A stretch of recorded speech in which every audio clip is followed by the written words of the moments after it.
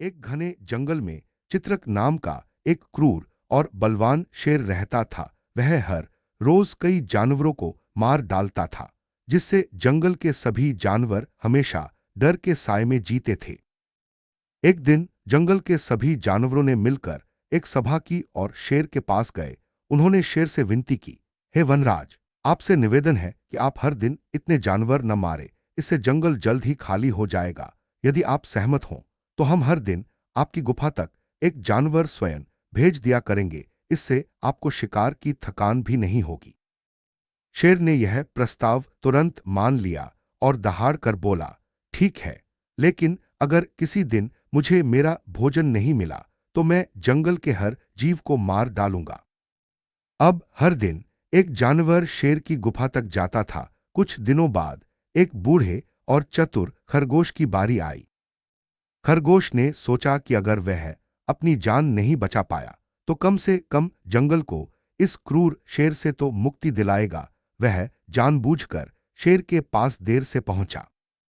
भूख से व्याकुल शेर गुस्से में था। जैसे ही खरगोश पहुंचा, शेर दहाड़ा, तुम इतनी देर से क्यों आए? क्या तुम जानते हो कि तुम्हारी इस देरी की सजा क्या होगी? खरगोश ने शांत और विनम्रता से कहा, वनराज, यह मेरी गलती नहीं है, मैं तो समय पर आ रहा था, लेकिन रास्ते में एक दूसरे बड़े शेर ने मुझे रोक लिया। उसने कहा कि यह जंगल अब उसका है और वह मुझे आपका भोजन नहीं बनने देगा। यह सुनकर चित्रक शेर का गुस्सा आसमान पर पहुंच गया।